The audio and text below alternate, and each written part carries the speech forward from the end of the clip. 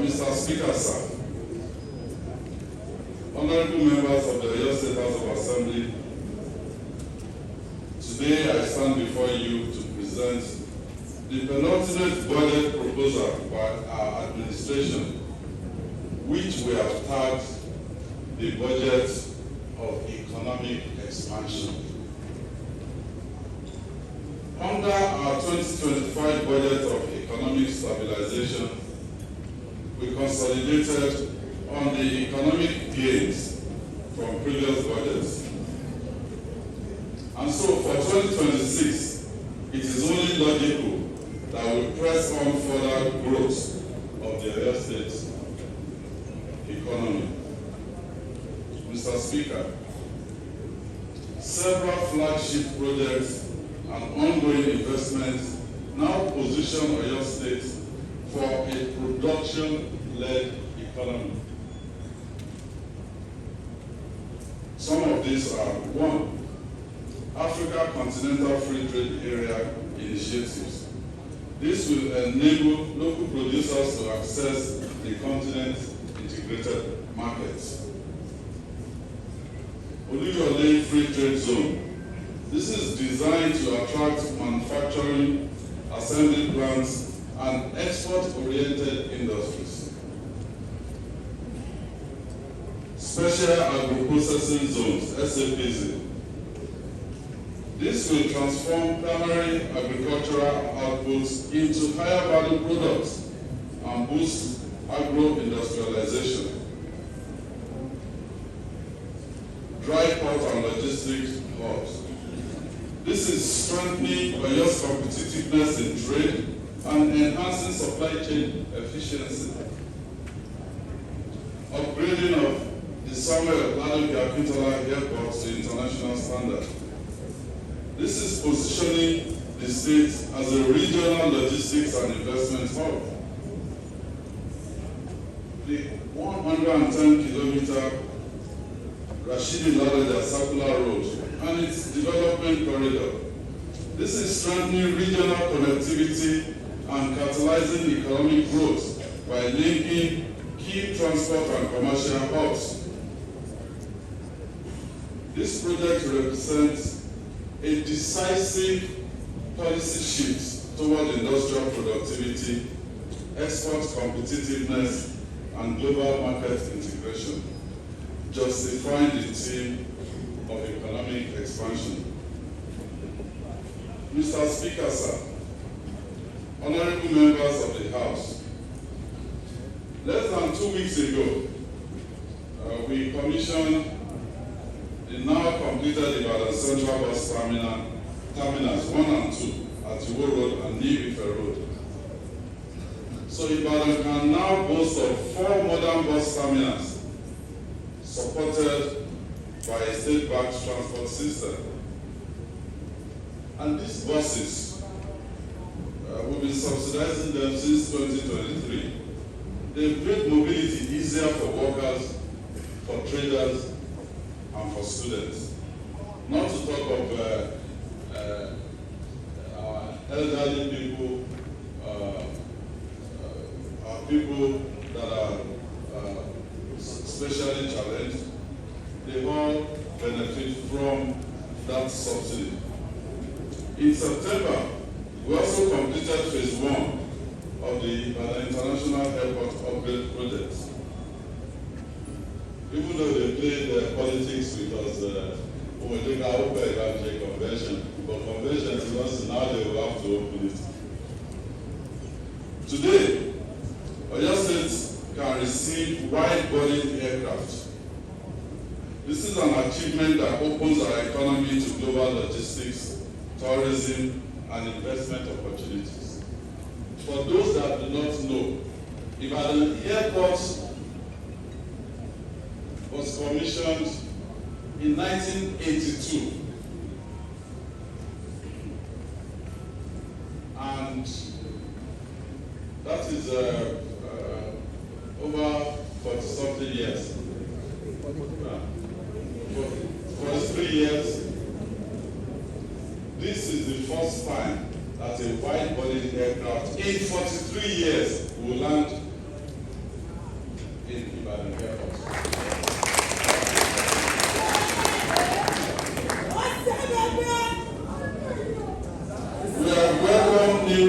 investors, and we have broken ground of the Oyo State Agribusiness Industrial Hub, Ijaye, building on the success of the Fashola model. Our 2025 performance strengthened fiscal resilience. We improved internally generated revenue through automation and efficiency without overburdening citizens with new taxes. I promised when I was campaigning 2018-2019 that there will be no new taxes in Oyo State. I'm happy to report we've improved our internally generated revenue with no new taxes. Businesses thrived. Workers were paid promptly. As also in Liberty, May 29, 2019, that on the 25th of every month, workers will receive their salaries. Well, ọdún keje à ń lò lọ.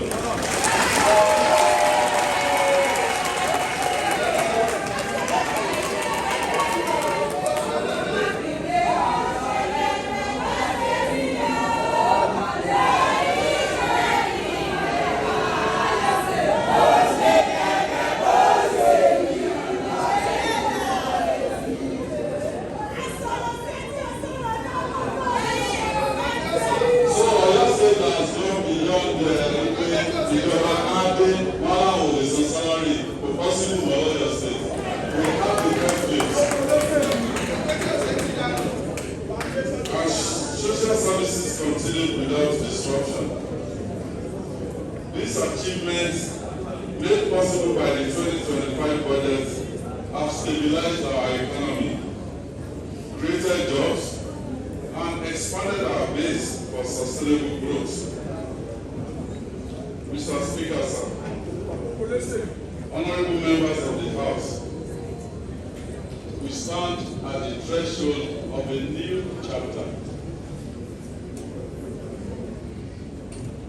The 2026 budget of economic expansion, totaling 891 billion, 985 million, 74,480 naira 79 kobo, 891 985 074 480.79, builds on the foundation of stability to drive productivity and inclusive growth.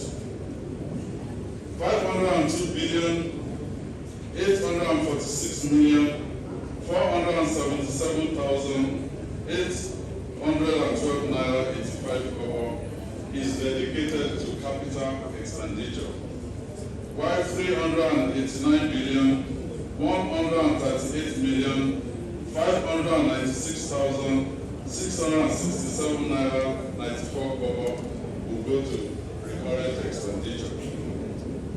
Mr. Speaker, honorable members, this is another milestone budget. We are heading closer to the ideal of 60-40 ratio between capital and recurrent expenditure.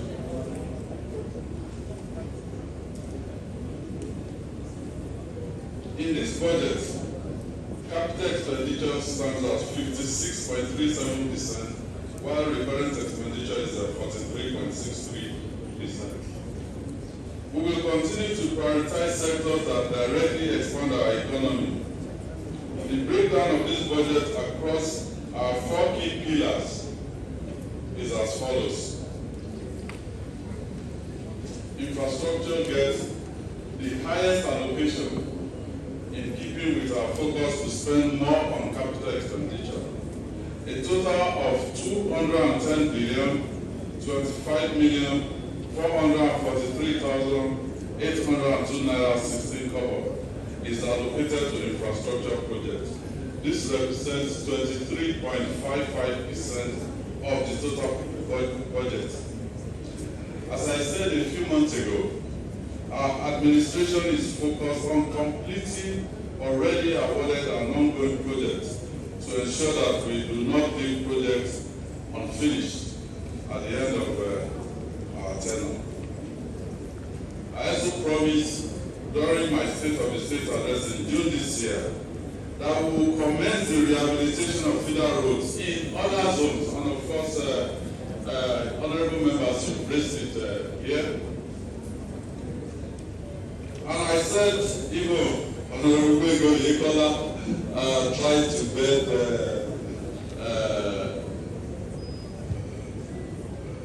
bench my statements. I said we will start from Ogbomoso.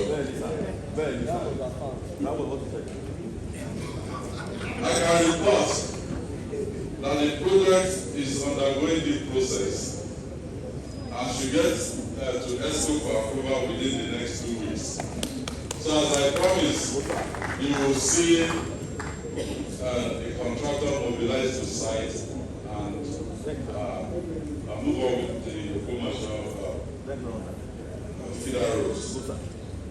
Education is the next with a total of 155 billion, 209 million, 617,000, 317 naira 20 kobo allocated to this important sector.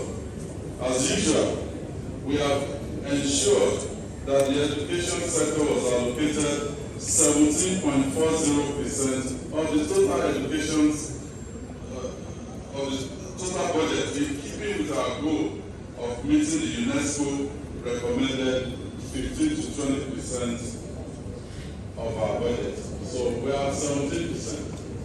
We're ahead of the UNESCO recommendation. You will recall that at the beginning of the year, about 12,000 teachers resumed in our public primary and secondary schools to address the manpower deficit in that sector. This budget ensures that we can continue to cover the recurrent expenditure, while at the same time, it funds our plan to upgrade more education infrastructure across the state.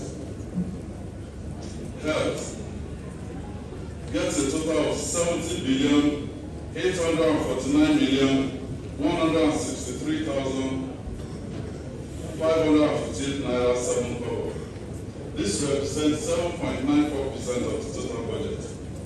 This past year, we have successfully completed 100 out of 106 primary healthcare centers being upgraded across the state, with the remaining 6 set to be completed by the end of this year. We plan to turn our attention to our secondary healthcare facilities to ensure that at least one in each zone is upgraded before the end of our term. So, Honorable PJ,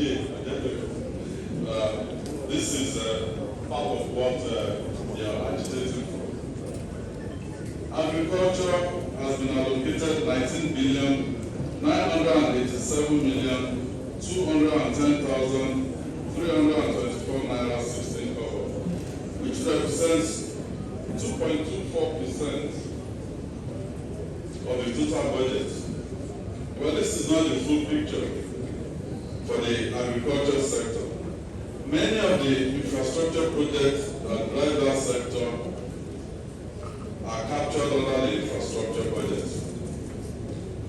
under the infrastructure votes. Additionally, we have various public-private partnership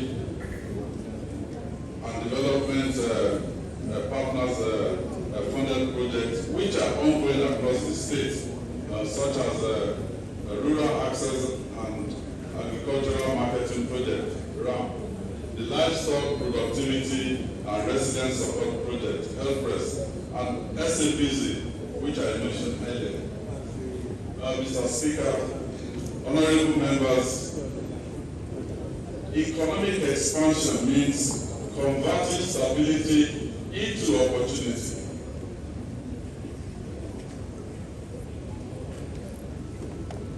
Linking infrastructure, human capital, and innovation.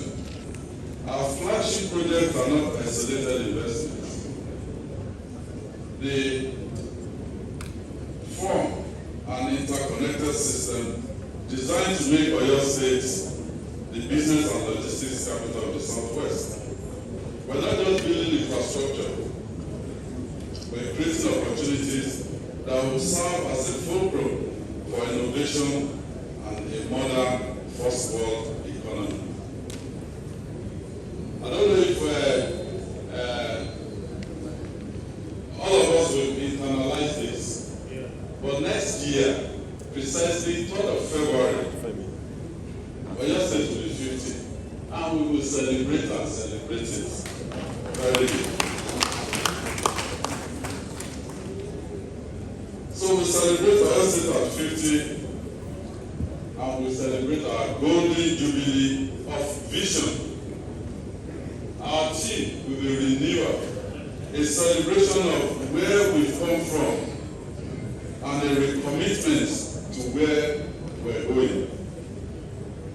So as we prepare to celebrate, let us remember that our greatest asset is not our roads, terminals, or factories. It is our people. The creativity of our youth, the diligence of our workers, and the resilience of our farmers are the engines of this expansion. Together we are writing a story. And this story, future generations will be proud to inherit that story. So let me once again speak to our fathers and mothers, brothers and sisters affected by the Rashidi Ladoja circular road development. I watched on social media, I'm going to Akara, when I'm going to Akara,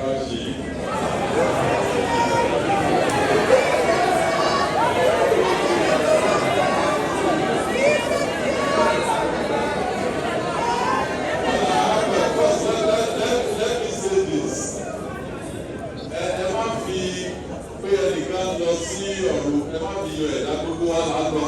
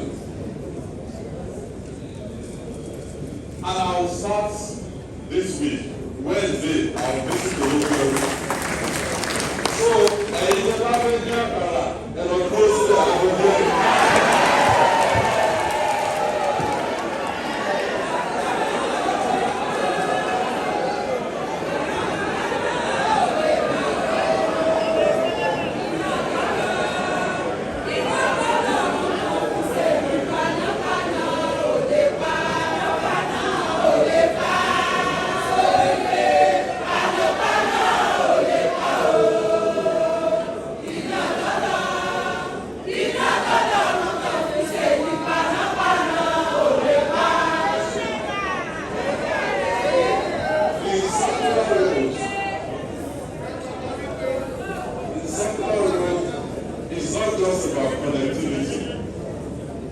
It is about equity, growth, and shared prosperity.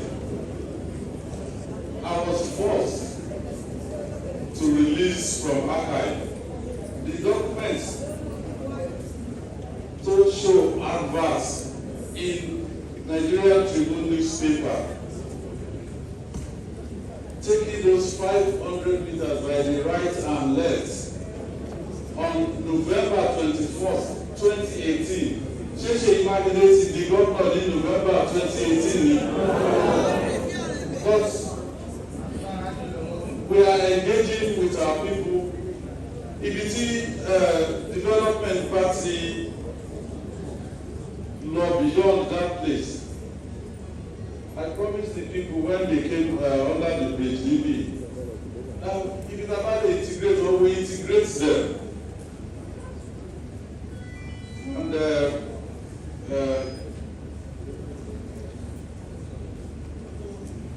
they also should know, for me at this point, I'm in a few months, maybe 18 months, I'll be out of here. So, I've started our preparation for transition in 2027. Other players will be here. If they think, oh, maybe if we attack Makinde and politicize this thing, maybe they will vote for them. But just the people are wiser.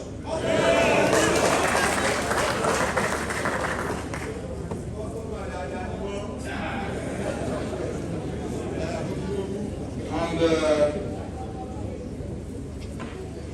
the next set of leaders, I can only prompt them or expose them, encourage them. I just say people will be the ultimate decider. Wọ́n lè sọ pé ẹgbẹ́ wá sọ́yọ́ state láti rig wèrè lọ́dún wèrè.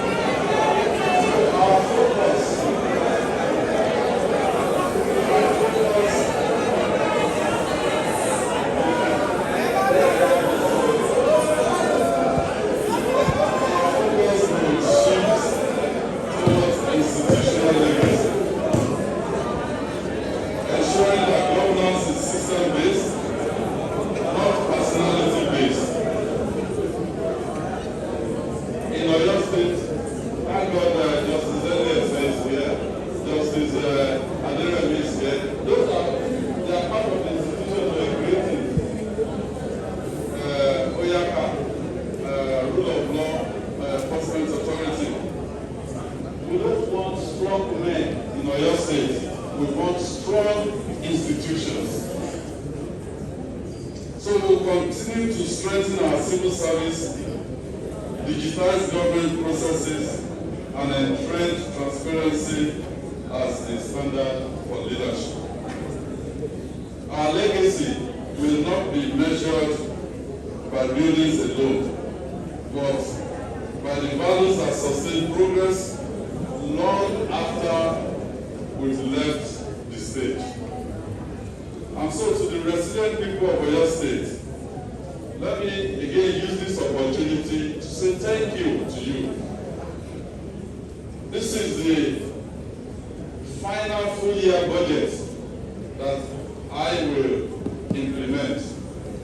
Next year's budget will only implement up to May 29.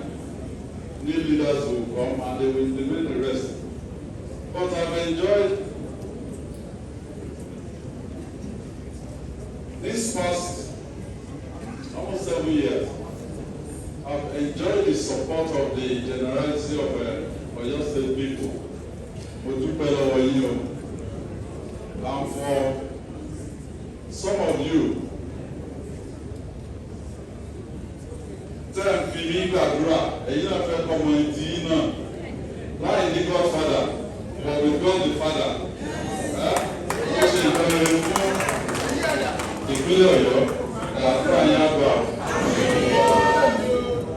Let me also thank you, the Oyo State people. Yeah, because we operated in a very difficult economic environment. And people talk about governors defective. Now defective about even in hardship, your faith and patience have kept us moving forward. So why they get anybody to India? This is your government. I'm accountable only to you, the people of Oyo State, not to anyone else. So this is your government, and this next phase of economic expansion is for you. Also around Circular Road, this and all of that. We need industries. Our children are coming out of school. We need commercial solid minerals exploration near Oyo State. Yeah, people talk about governors or states are not getting XYZ billions in the federal allocation.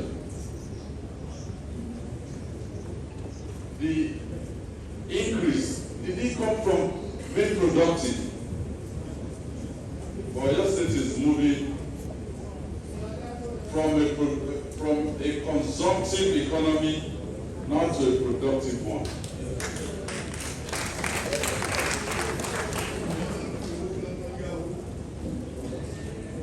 So if we're here in front of you saying, look, let us do this together, it is because we know Oyo State can stand on its own and be productive, and true to our name as the pace setter, we can set the pace for them.